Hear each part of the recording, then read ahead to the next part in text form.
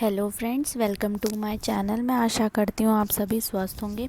आज देखिए मैं आपके लिए सचिवालय रक्षक का क्वेश्चन पेपर लेकर आई हूँ और चलिए अब मैं इसे अपने हिसाब से सॉल्व करने की कोशिश करती हूँ। तो अगर किसी का इसमें कुछ मेरा आंसर गलत हो जाए तो आप प्लीज़ मुझे कमेंट में उसका सही उत्तर बता दीजिएगा, या अगर ऑफिशियल की आती है तो उसके हिसाब से भी आप सही ऑप्शन मुझे बता दीजिएगा। तो चलिए शुरू करते हैं। पहला क्वेश्चन है, जो थोड़ा जानता हो वाक्य के लिए एक शब्द बताइए। अभी हम सामान्य हिंदी के क्वेश्चन करते हैं फर्स्ट पार्ट में। तो जो थोड़ा जानता हो उसके लिए एक शब्द क्या होता है, उसे हम कहते हैं अल्पज्ञ। ठीक है, अब चलिए नेक्स्ट क्वेश्चन पे बढ़ते हैं। अब देखिए दूसरा क्वेश्चन है आपका, पोथी न पातड़ी नाम नारायण पंडित कहावत का सही अर्थ है। देखिए कुमाऊनी कहावत है ये। इस बार आयोग ने कुमाऊनी गढ़वाली इस टाइप की कहावत भी रखी है, हिंदी कहावत की जगह इन्होंने ये वाली कहावत भी रखी है। तो इसका सही उत्तर हो जाएगा नाम के बड़े दर्शन के छोटे। अब तीसरा क्वेश्चन है आपका, संघ की राजभाषा हिंदी और लिपि देवनागरी होगी, संविधान के किस अनुच्छेद में अंकित है। तो यह संविधान के 343 आर्टिकल में यह बात अंकित की गई है। अब देखिए चौथा क्वेश्चन है आपके पास, अध उपसर्ग इनमें से कौन सा शब्द रूप बनेगा। अधजला शब्द बनेगा का। अब देखिए पांचवा क्वेश्चन है, असंख्य कीर्ति रश्मियाँ विकीर्ण दिव्य दाहासी, इस पंक्ति में कौन सा अलंकार है। अब देखिए दाहासी हो, राहासी हो, ऐसा हो, वैसा हो, जहाँ पे भी सा लगता है वहाँ पे आपका हमेशा उपमा अलंकार होता है। अब देखिए छठा क्वेश्चन है आपका, ईश्वर की सहायता सबसे बड़ी होती है, इस वाक्य में लोकोक्ति क्या है। तो देखिए इससे पता ही चल रहा है हमें, जाको राके साइयाँ मार सके ना कोई, यही हमारी इस लोकोक्ति से पता चल रहा है कि ईश्वर की सबसे बड़ी सहायता यही होती है कि चाहे कोई हमें कितने भी मारने की कोशिश कर ले पर हमें हमारे भगवान हमेशा ही बचाएंगे। सातवां क्वेश्चन है, निम्न में से किस शब्द में इत प्रत्यय लगाया। तो इत प्रत्यय आपका हर्षित में लगा है, हर्ष, इसका संधि विच्छेद करेंगे तो हर्ष प्लस इत, ये बनता है आपका हर्षित। अब देखिए संटा किसे कहता है। अब देखिए ये जो गांव की भाषा जो होती है, इससे सीखने का यही होता है कि गांव के लोग बोलचाल में अक्सर ऐसे शब्द को यूज़ करते हैं। तो संटा कहा जाता है अदला बदली करने को, जैसे कि करते हैं एक्सचेंज करते हैं, उसी को हम संटा कहते हैं। अब देखिए आपके पास नवा क्वेश्चन आता है कि इनमें से गीतावली किसकी रचना है। तो गीतावली तुलसीदास जी की रचना है। ठीक है, क्वेश्चन है, निम्नलिखित में से विलोम का कौन सा शब्द में युग्म गलत है। अमृत का विष होता है, बिल्कुल सही। आय का व्यय होता है, ये भी सही। और उपस्थित का अनुपस्थित होता है, ये भी बिल्कुल सही। जबकि अनुज का अनुजा नहीं होता है, अनुज का मतलब होता है छोटा भाई, तो इसका विलोम हो जाएगा अग्रज, अग्रज मने बड़ा भाई। तो इसका कौन सा शब्द में युग गलत है, तो ऑप्शन सी इसका करेक्ट आंसर हो जाएगा। अब 11वां क्वेश्चन है, कुमाऊनी का गात शब्द कैसा है। तो कुमाऊनी का गात शब्द आपका तद्भव शब्द है। गात जो शब्द है सम शब्द होता है, रूप होता है गात्र। अब देखिए जो क्वेश्चन आता है 12वां क्वेश्चन है आपका, छंद का क्वेश्चन है। तो छंद का टॉपिक थोड़ा टफ है, अगर जिसने नहीं पढ़ा होगा उसको इस ऑप्शन को टिक करने में थोड़ी दिक्कत का सामना करना पड़ा होगा। तो ये है आपका, यमाता राज भानस लगा छंद गणना के सूत्र में गणनों की संख्या कितनी है। इसका ऑप्शन मुझे अच्छे से नहीं पता है, तो इसे थोड़ा होल्ड पे रखते हैं। मुझे आई थिंक इसका ऑप्शन लग रहा है कि इसका 8 हो सकता है, पर अब देखते हैं कि आयोग आंसर की में क्या आंसर बताता है। अब देखिए 13वां क्वेश्चन आपका, चयन का संधि विच्छेद करना है। तो चयन का संधि विच्छेद होता है चे प्लस अन, यानी कि जब आपका ए और अ मिलता है तो यह य बनाता है, तो ये बन जाएगा आपका चयन। तो इसका संधि विच्छेद ये सही हो जाएगा। 14वां क्वेश्चन है, जो पत्र एक व्यापारिक संस्था द्वारा दूसरी व्यापारिक संस्था को व्यापारिक कार्य हेतु लिखे जाते हैं वह कहलाते हैं। तो वे आपके व्यावसायिक या व्यापारिक पत्र कहलाए जाते हैं। 15वां है आपका क्वेश्चन, किरमोई पाक जामण मुहावरे का सही अर्थ क्या है। अब देखिए ये भी इन्होंने कुमाऊनी शब्द लिया है, कुमाऊनी भाषा का ही ये मुहावरा लिया है, बोल सकते हैं शब्द लिया है। तो किरमोई बोला जाता है चींटी को। तो जब चींटी के पंख निकल जाते हैं तो वह उड़ने लगती है और फिर उड़ के वह बाद में मर जाती है, तो यानी कि उसका विनाश हो जाता है। तो उसका सही ऑप्शन हो जाएगा विनाश सूचक चिन्ह प्रकट होना। इस बार आयोग ने जिसने भी पेपर बनाया इन्होंने कुमाऊं के ज़्यादातर लोकोक्ति, ज़्यादातर कहावतें इन्होंने कुमाऊं से ही ली हुई हैं। अब देखिए 16वां क्वेश्चन है आपका, देवनागरी लिपि का विकास किस लिपि से माना जाता है। तो ब्राह्मी लिपि से देवनागरी लिपि का विकास माना जाता है। अब 17वां क्वेश्चन है, संरचना की दृष्टि से वाक्य के कितने भेद होते हैं। तो आप सभी को ही पता है वाक्य के 3 भेद होते हैं। पहला होता है आपका सरल वाक्य, दूसरा होता है आपका संयुक्त वाक्य और तीसरा होता है आपका मिश्र वाक्य। तो ये 3 आपके संरचना की दृष्टि से वाक्य के भेद होते हैं। अब देखिए 18वां क्वेश्चन है, निम्न में से भाववाच्य का उदाहरण नहीं है।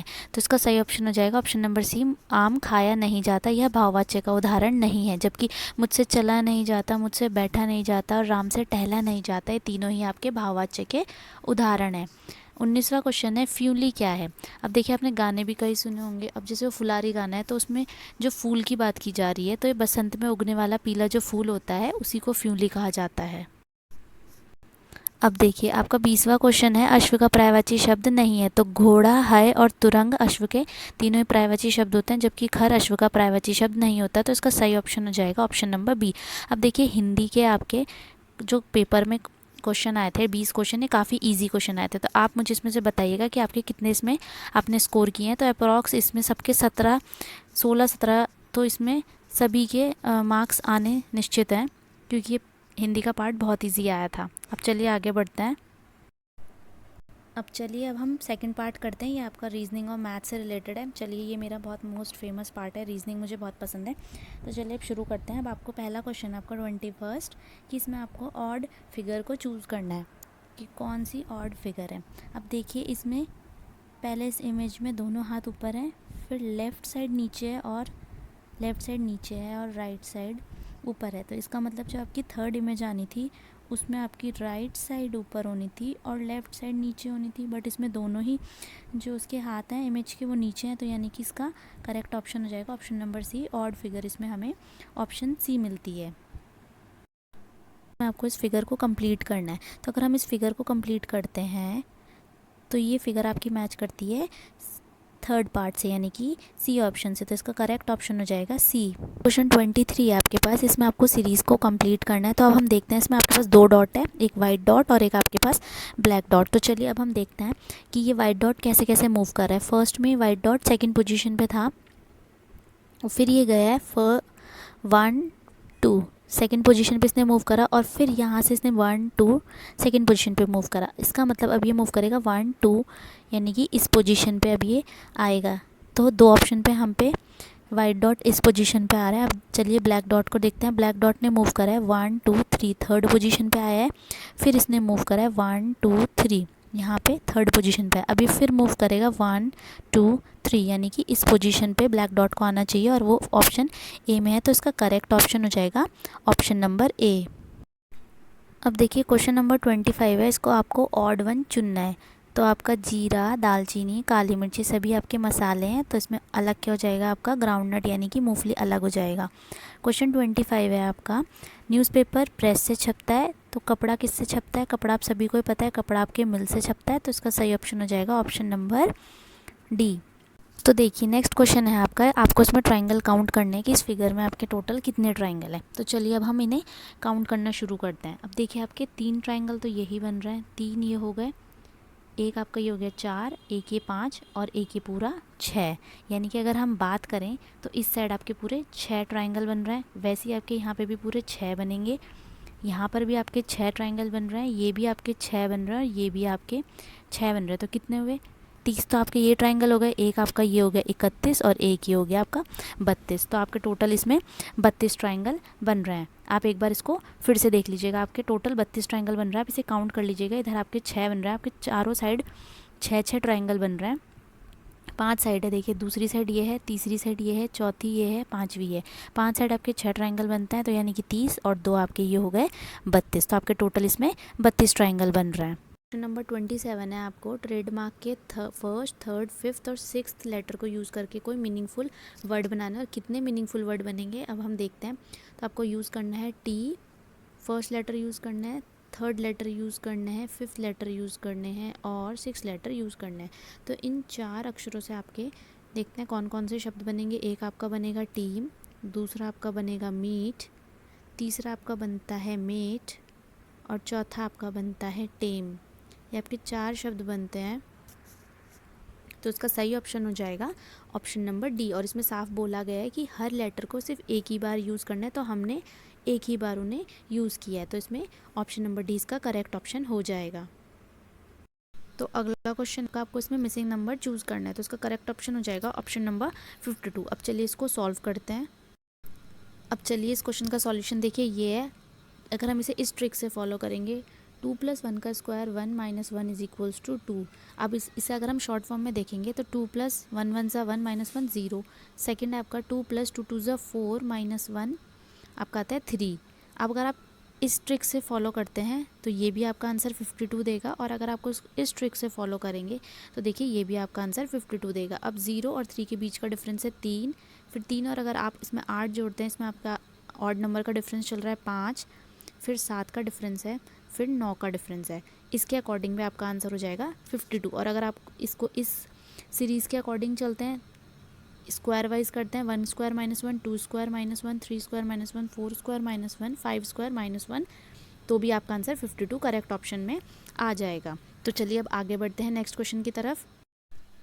अगला क्वेश्चन है आपका, अगर आप इंग्लिश अल्फ़ाबेट के अकॉर्डिंग लास्ट के 10 जो लेटर्स हैं उन्हें रिवर्स ऑर्डर में लिख देते हैं, उल्टा लिखते हैं, तो which one of the following will be 6 to the right of the 13 letter from the left hand. तो चलिए अब इसे सॉल्व करते हैं।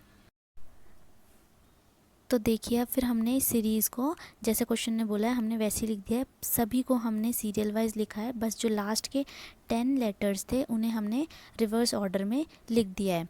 तो अब देखिए इन्होंने क्वेश्चन में बोला था कि आपका 13 लेटर लेफ्ट हैंड से, 13 लेटर आपका लेफ्ट हैंड से और राइट हैंड से जो आपका 6 लेटर है वह कौन सा होगा। तो जब भी अपोजिट डायरेक्शन में पूछा जाता है तो इन्हें हम ऐड कर देते हैं, तो ये आपका होता है 19th। और क्वेश्चन में बोला है लेफ्ट हैंड, क्वेश्चन में लेफ्ट हैंड बोला गया है, यानी कि अब हम लेफ़्ट से 19 जो लेटर है उसे काउंट करेंगे। तो 1 2 3 4 5 6 7 8 9 10 11 12 13 14 15 16 17 18 19। तो यानी कि एक्स जो है आपका लेफ़्ट से 19 लेटर है। याद रखिएगा जब भी अपोजिट डायरेक्शन में बोला जाए तो हमेशा ऐड होता है, और अगर सेम डायरेक्शन की बात की जाएगी तो हम यहाँ पे इसे माइनस करेंगे, और तब उसके अकॉर्डिंग जो डायरेक्शन बोली जाएगी कि कहाँ से हमें उस लेटर को ढूंढना है वहाँ से हम उसको काउंट करेंगे। तो इस क्वेश्चन में लेफ़्ट एंड के हिसाब से आपका 19th लेटर जो बनता है वह आपका एक्स बनता है। तो नेक्स्ट क्वेश्चन आपका बोला गया है आपको इसमें नेक्स्ट 2 टर्म्स इस सीरीज़ में ढूंढनी है। अब देखिए इसका सीरीज़ का पैटर्न क्या बन रहा है, इसमें एक एक का गैप बन रहा है, एल एम, फिर एम को छोड़ा इन्होंने एन, फिर ओ नहीं है, फिर पी, फिर क्यू नहीं है, फिर आर, फिर एस नहीं है, फिर टी, यानी कि आपको इसमें एक एक का गैप चल रहा है। तो इसका सही ऑप्शन हो जाएगा जे और एच।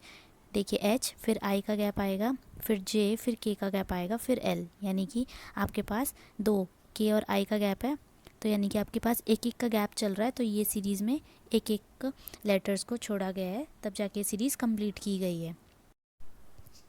अब देखिए आपका सेकंड पार्ट रीजनिंग और मैथ्स का भी ख़त्म होता है। इसके भी क्वेश्चंस काफ़ी अच्छे आए थे, बहुत इजी क्वेश्चंस हम बोल सकते हैं, इसके भी क्वेश्चन आए थे।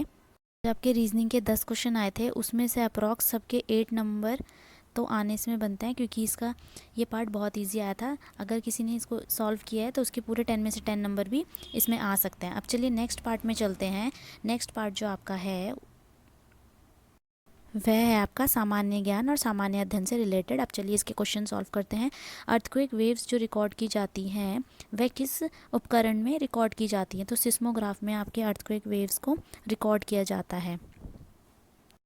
अब देखिए आपके पास आपका 32वां क्वेश्चन है कि गाजी मलिक वह किस नाम से दिल्ली का सुल्तान बना था। तो यह रिपीटेड क्वेश्चन है, प्रीवियस ईयर में भी आ चुका है। तो गयासुद्दीन तुगलकी गाजी मलिक का नाम था। अब नेक्स्ट क्वेश्चन है आपके पास, इसमें बोला गया है कि निम्नलिखित में से किस उत्पाद के लिए आईएसआई या एगमार्क सर्टिफिकेशन की ज़रूरत नहीं पड़ती है। देखिए एलपीजी सिलेंडर, फूड कलर और पैकेज ड्रिंकिंग वाटर में, इन तीनों में आईएसआई और एगमार्क की ज़रूरत पड़ती है, जबकि फ्रूट्स और वेजिटेबल में आपकी कोई भी आईएसआई और एगमार्क की अनिवार्यता नहीं होती है। तो आपका 34th क्वेश्चन है, एकता सिस्टम किसने इंट्रोड्यूस करा था, किसने शुरुआत करी थी। तो इसका सही ऑप्शन हो जाएगा ऑप्शन नंबर ए, इल्तुतमिश ने इसकी शुरुआत करी थी।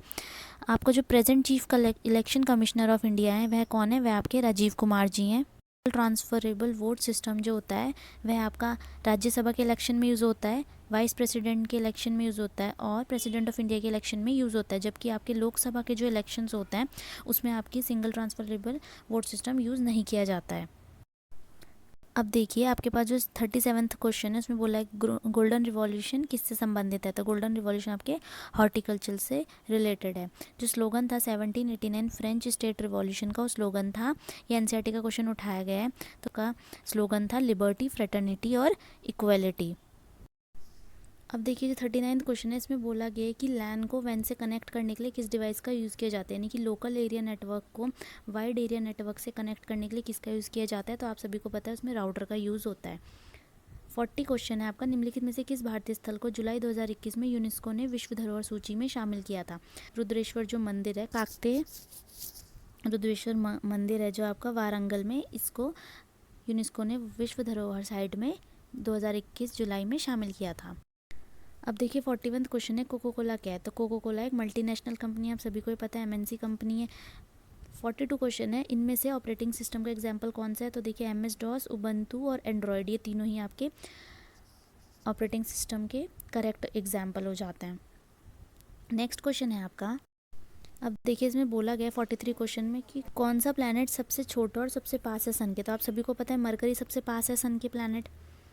विच state adopted the Panchayati Raj system after Rajasthan in 1959, यानी कि 1959 राजस्थान के शीघ्र पश्चात किस राज्य ने पंचायती राज व्यवस्था को अपनाया था। तो सबसे पहले राजस्थान ने अपनाया था और दूसरे नंबर पर अपनाया था आंध्र प्रदेश ने। ब्रिटिश ईस्ट इंडिया कंपनी को दीवानी कब मिलती है बंगाल की। तो यह मिलती है उनको 1765 AD में।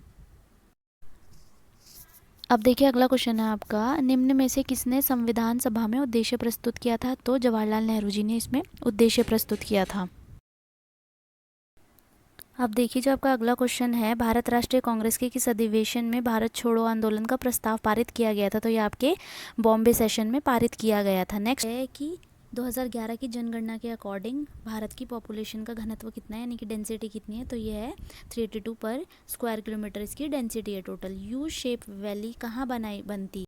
तो यू आकार की जो यू शेप की घाटियाँ बनाई जाती हैं वह ग्लेशियर के द्वारा बनाई जाती है, हिमानियों के द्वारा बनाई जाती है, जबकि जो वी शेप की घाटियाँ होती है ये आपके रिवर्स के द्वारा बनाई जाती है। अब देखिए अगला क्वेश्चन है कि हम धरती से जो कच्चा तेल निकालते हैं, क्रूड ऑयल निकालते हैं, वह कैसा होता है। तो वह आपका नॉन रिन्यूएबल होता है, मतलब एक ना एक टाइम तो ख़त्म हो जाएगा। ऐसे तो नहीं है कि बार बार वो रिन्यूएबल करेगा खुद को, बार बार रिन्यू करेगा खुद को। और साथ के साथ वो एक नेचुरल रिसोर्स भी है, क्योंकि वो प्राकृतिक है, हमें नेचुरली वो मिलता है। तो इसका सही ऑप्शन हो जाएगा ऑप्शन नंबर डी, 2 और 4। अब देखिए नेक्स्ट क्वेश्चन है, formal sources of credit do not include, ऋण के औपचारिक स्रोतों में शामिल नहीं होता है। तो कॉमर्शियल बैंक, कॉर्पोरेटिव सोसाइटी और रूरल बैंक, ये तीनों ही आपके फॉर्मल सोर्सेज ऑफ क्रेडिट में इंक्लूड होते हैं। तो इसका सही ऑप्शन हो जाएगा option number D. Who was the ruler of Mauryan dynasty, का लास्ट रूलर कौन था, यानी कि अंतिम शासक कौन था। देखिए जो मैंने आपको हिस्ट्री के MCQs कराए थे उसमें मैंने आपको बताया था कि जो मौर्य डायनेस्टी है उसका अंतिम शासक कौन है। तो उसका अंतिम शासक था आपका वृहदत्त।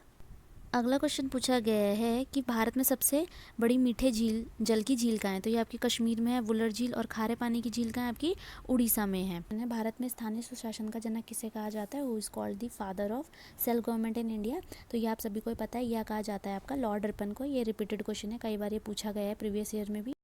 जुलाई 2020 में किए गए संशोधित वर्गीकरण के अनुसार सूक्ष्म उद्यम की परिभाषा क्या है। तो 1 करोड़ इन्वेस्टमेंट कर सकते हैं प्लांट और मशीनरी में 1 करोड़ तक, और एनुअल टर्नओवर आपका होना चाहिए 5 करोड़ का।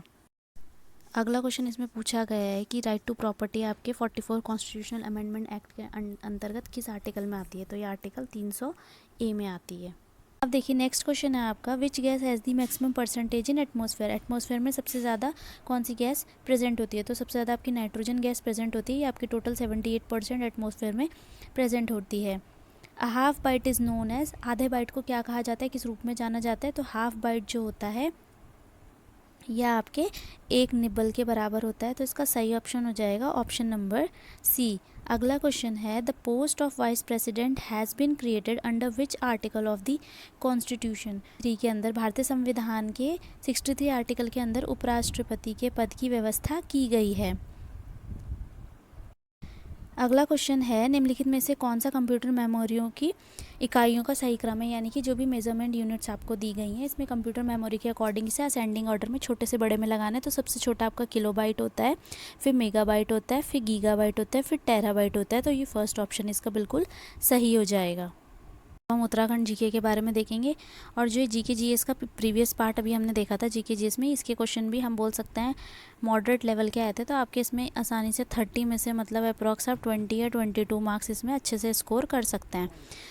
विंटर रेन जो उत्तराखंड में होती है, शीत ऋतु जो होती है, उसमें उसका कारण क्या होता है? तो जो जितने भी नॉर्थ वेस्ट से साइक्लोन आते हैं उसी की वजह से सर्दियों में बारिश होती है। स्केटिंग क्लब की स्थापना की गई थी, तो ये आपकी की गई थी अल्मोड़ा में। उत्तराखंड में सत्य धर्म प्रकाशनी सभा की स्थापना कहाँ हुई थी? तो यह आपकी हुई थी नैनीताल में। नेक्स्ट क्वेश्चन है आपका, जौनपुर की ज्वाड़ प्रथा संबंधित है, तो यह महिलाओं के आर्थिक अधिकार से, इकोनॉमिक राइट ऑफ फीमेल से संबंधित है। अगला क्वेश्चन है, पूर्वी एवं पश्चिमी नयार नदियों का संगम होता है, तो एक तरफ से आपकी पूर्वी नयार आती है और दूसरी तरफ से आपकी पश्चिमी नयार आती है, और ये जिस पॉइंट पर मिलती है वह पॉइंट पौड़ी गढ़वाल में है, और उस जगह का नाम है आपका सतपुली। तो पौड़ी गढ़वाल के सतपुली में आपकी पूर्वी एवं पश्चिमी नयार नदियों का संगम होता है। ये थोड़ा सा हम बोल सकते हैं क्वेश्चन थोड़ा सा मॉडरेट टू हाई लेवल का था कि प्राइम मिनिस्टर कौन था चंद शासकों के टाइम पे? तो हर्षदेव जोशी को उस समय वहाँ का पीएम रखा गया था। ये भी मैंने आपको हिस्ट्री की एमसीक्यू में बताया था। और हर्षदेव जोशी को क्या कहा जाता है? कुमाऊँ का चाणक्य कहा जाता है। अंग्रेजों द्वारा कंपेनियन ऑफ इंडिया की उपाधि किसे प्रदान की गई थी? तो यह आपकी प्रदान की गई थी कीर्ति शाह को। अब देखिए क्वेश्चन बोला गया है जयंती क्या है? तो जयंती क्या है? जितनी भी हमारी देवियाँ होती हैं उनकी जो आकृतियाँ बनाते हैं उन्हीं को जयंती कहा जाता है। क्वेश्चन बोला गया है कि निम्नलिखित में से कौन सी बोली पूर्वी कुमाऊनी वर्ग में सम्मिलित नहीं है? तो खस पड़जी आपकी इस ग्रुप में, कुमाऊनी ग्रुप में सम्मिलित नहीं है। निम्न में से किसे कविराज कहा गया है? तो रामदत्त पंत जी को कविराज कहा गया है। अब देखिए अगला क्वेश्चन है आपके पास, बेदनी बुग्याल कहाँ स्थित है उत्तराखंड में? तो यह सभी को पता है, चमोली में स्थित है। नेक्स्ट क्वेश्चन है झगुली क्या है? तो झगुली एक क्लोथ होता है, एक परिधान होता है, वस्त्र होता है जो बच्चों को पहनाया जाता है, तो इसका सही ऑप्शन हो जाएगा option number A. Next question है, निम्न में से कौन गढ़वाली समाचार पत्र का संपादक नहीं था? तो गिरजादत्त नैथानी, तारादत्त गैरोला और विशंभर दत्त गैरोला, ये तीनों ही गढ़वाली समाचार पत्र के संपादक रहे थे, तो इसका सही ऑप्शन हो जाएगा option number D, Victor Mohan Joshi. Next question है, निम्न में से किस स्थान पर सेना की छावनी स्थित है? तो डॉन के कालाकोडांडा में। अब जो मुलिंगला दर्रा, ये आपको किस किस राज्य से जोड़ता है? जिले के किस राज्य में स्थित है? तो मुलिंगला दर्रा आपके उत्तरकाशी में स्थित है। ये उत्तरकाशी को तिब्बत से जोड़ता है। निम्न में से किस वर्ष गढ़वाल एवं स्वतंत्र जिला बन गया था? तो गढ़वाल स्वतंत्र जिला बना था आपका 1839 में। निम्न में से किसने कुली बेगार आंदोलन को रक्तहीन क्रांति की संज्ञा दी थी, यानी कि ब्लडलेस रिवॉल्यूशन भी कहा है? तो महात्मा गांधी जी ने कुली बेगार मूवमेंट को ब्लडलेस रिवॉल्यूशन भी कहा है। अलकनंदा में राइट साइड से कौन सी नदी मिलती है? देखिए अलकनंदा बहती है, तो सारी नदियाँ उसमें लेफ्ट साइड से मिलती हैं, जबकि एक नदी है उसमें जो राइट साइड से मिलती है वह है आपकी मंदाकिनी, जबकि नंदाकिनी, भिलंगना और पिंडर ये सभी ट्रिब्यूटरीज अलकनंदा में लेफ्ट साइड से मिलती हैं। अब देखिए 79वां क्वेश्चन बोला गया है कि फोक डांस में वह कौन सा फोक डांस है जिसमें सिर्फ मेल ही पार्ट ले सकते हैं? तो छोलिया ऐसा डांस होता है जिसमें मेल ही पार्ट ले सकते हैं, या एक युद्ध टाइप का डांस हम बोल सकते हैं होता है। अब देखिए नेक्स्ट क्वेश्चन है आपका, दशोली ग्राम मंडल की स्थापना किसने की थी? तो दशोली ग्राम स्वराज मंडल की स्थापना चंडी भट्ट प्रसाद जी ने की थी, और यह की थी उन्होंने चमोली में। चलिए अब आगे बढ़ते हैं। अब देखिए अगला क्वेश्चन है आपका, 2011 की जनगणना के हिसाब से सबसे कम लोएस्ट सेक्स रेशियो कहाँ था? तो यह था आपका हरिद्वार में। राइट कौन है वैल्यू ऑफ दून के? ये आपको परीक्षावाणी में क्वेश्चन मिल जाएगा, तो इसके राइटर है AR गिल। अब देखिए 83 क्वेश्चन है आपका कि 1930 में झंडा सत्याग्रह नैनीताल में किसने शुरू कराया था? तो झंडा सत्याग्रह की बात की जाए या सभी ने अविज्ञा आंदोलन की बात की जाए, इन दोनों को ही गोविंद वल्लभ पंत ने शुरुआत करवाई थी इनकी। अब गुमानी किसका सरनेम है, कौन फेमस है गुमानी उपनाम से? पंत जी को गुमानी भी कहा जाता है। नेक्स्ट क्वेश्चन है आपका, कर्णप्रयाग जो आपके चारधाम यात्रा के रास्ते में पड़ता है वह आपका किन दो नदियों के संगम पर बसा हुआ शहर है? तो एक तरफ से आपकी अलकनंदा आती है और दूसरी तरफ से आपकी पिंडर नदी आती है, इनके संगम पर बसा हुआ शहर आपका कर्णप्रयाग है, तो इसका सही ऑप्शन हो जाएगा ऑप्शन नंबर सी। अब देखिए आपका नेक्स्ट क्वेश्चन 86, चौफुला क्या है? तो चौफुला आपका एक फोक डांस है, लोक नृत्य है। 87 क्वेश्चन है, निम्नलिखित में से कौन सा प्राचीन किला अल्मोड़ा शहर में स्थित नहीं है? तो खगमरा का किला, लाल मंडी का किला और मल्ला महल का किला, तीनों ही आपके अल्मोड़ा शहर में स्थित है, जबकि कोटलगढ़ का जो किला है यह आपका बाणासुर द्वारा बनाया गया किला है, और यह आपके अल्मोड़ा शहर में नहीं है। क्या आपका अगला क्वेश्चन है कि उत्तराखंड में ग्राम्य विकास एवं पलायन निवारण आयोग कहाँ है? तो यह आपका पौड़ी गढ़वाल में स्थित है। नेक्स्ट क्वेश्चन है, उत्तराखंड में प्रकाशित होने वाला प्रथम समाचार पत्र कौन सा है? तो वैसे आपका द हिल्स होता था, सबसे पहला समाचार पत्र प्रकाशित हुआ था जो आपका उत्तराखंड से, पर ऑप्शन में द हिल्स नहीं है। तो अब हम ईयर वाइज देखेंगे। तो शक्ति आपका प्रकाशित हुआ था 1918 में, अल्मोड़ा अखबार आपका 1871 में प्रकाशित हुआ था, समय विनोद हुआ था आपका 1868 में, और गढ़वाल समाचार पत्र हुआ था 1902 में। तो इसका सही ऑप्शन हो जाएगा ऑप्शन नंबर सी। देखिए, रंग बिरंगी तितलियों का संग्रहालय कहाँ स्थित है? तो रंग बिरंगी तितलियों का संग्रहालय आपके भीमताल में स्थित है। अब देखिए, जो नेक्स्ट क्वेश्चन है आपका, G20 समिट 2023 की जो पहली बैठक होगी वह कहाँ आयोजित की जाएगी? उत्तराखंड में किस शहर में की गई है? तो देखिए, ये मैंने आपको जो करंट अफेयर्स की सीरीज़ कराई थी उसमें मैंने क्वेश्चन करवाया था आपको। तो यह पहली बैठक आयोजित की गई है रामनगर में, और इसका टाइम क्या था? ये आपकी 28 से 30 मार्च के बीच में यह आपकी पहली बैठक G20 की रामनगर में आयोजित की गई थी। अब देखिए, 92 क्वेश्चन है आपका, हलिया तथा सांझी शब्द संबंधित है। तो हलिया और सांझी शब्द आपके संबंधित है कृषि से। तो नेक्स्ट क्वेश्चन है, सतलज और काली नदियों के मध्य स्थित हिमालय क्षेत्र को क्या कहा जाता है? तो वह कहा जाता है आपका कुमाऊं हिमालय। अब देखिए, लक्ष्मी आश्रम की स्थापना कहाँ हुई थी, किस स्थान पर हुई थी? आप सभी को पता है, कौसानी में हुई थी। अब कुमाऊं में ब्रिटिश शासन का वास्तविक संस्थापक किसे माना जाता है? तो वास्तविक संस्थापक ट्रिल को माना जाता है, जबकि वहाँ का पहला जो हम बोलेंगे ब्रिटिश गवर्नर था वह कुमाऊं का ई गार्डनर था। बट अगर देखा जाए बुक्स के हिसाब से तो वास्तविक संस्थापक ट्रिल को ही माना जाता है। अब देखिए, आपका अगला क्वेश्चन है कि जो क्लाउड बर्स्ट होता है वह किस प्रकार का एक डिज़ास्टर होता है? तो वह एटमॉस्फेरिक डिज़ास्टर होता है। किस प्लेस से आपका वीकली न्यूज़पेपर कर्मभूमि स्टार्ट हुआ था, पब्लिश होना? तो वह आपका लैंसडाउन से स्टार्ट हुआ था। अब देखिए, करप्शन फ्री ऐप जो है उत्तराखंड की, इसका क्या नंबर है? तो इसका नंबर है ऐप 1064, इसका नंबर है। अब देखिए, 99 आपका क्वेश्चन है कि महापाषाणीय शवाधान से संबंधित महत्वपूर्ण स्थल कौन सा है? तो वह आपका मलारी है, जो चमोली जिले में, वहाँ से आपके महापाषाणीय शवाधान मिले हैं।